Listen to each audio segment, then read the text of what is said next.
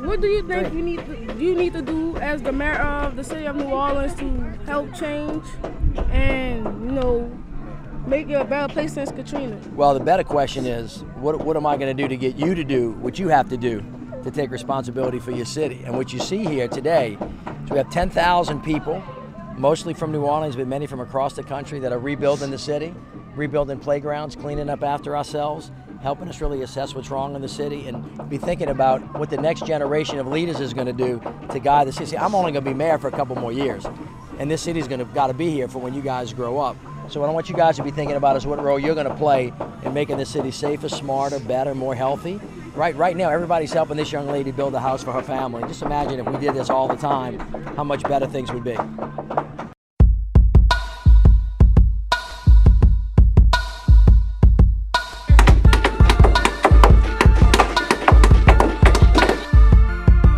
Good morning. About it all.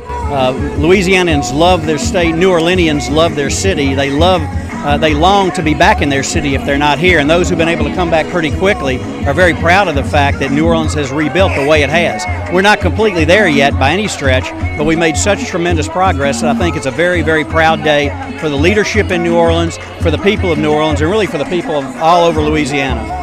And today really represents the best of all of us in Louisiana. It's celebrating recovery, it's celebrating volunteerism, and most importantly, with young people like you, it's celebrating the future.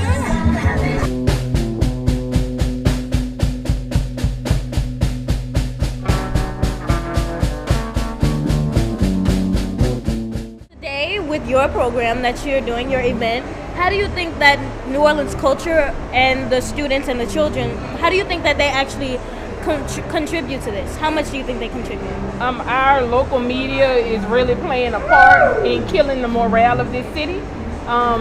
Just in doing research for this event, they tell me that blood sells, which means if I have a child that's got an ample amount of scholarship offers, that should be on the news. They won't cover that story because another child has been murdered down the street, and blood sells. Blood brings ratings, blood brings likes. So I feel like our local media is adding to the negative behaviors in the city because you all consume social media, you consume TV. So if the only images you see on TV are people that look like you that's being killed and arrested, then what are you supposed to act like? That's why we're having this event today, to show there's another side to this coin, and instead of showing one murder 20 times, there's 25 different stories in here that you can show, and just show the murder one time. History.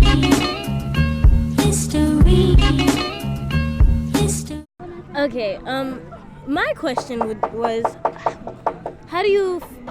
how much do you think New Orleans culture and New Orleans itself, the city, has flourished since Katrina? Well, first of all, you happen to live in one of the greatest cities in the world. And the one thing that we have that most cities do not have is a deep and a rich culture. And that culture comes from the fact that so many people from so many different parts of the world actually helped start New Orleans.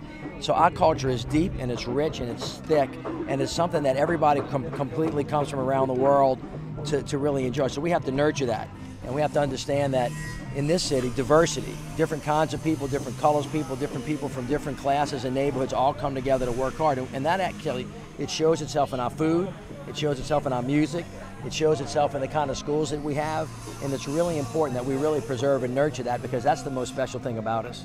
Yeah. All right? Also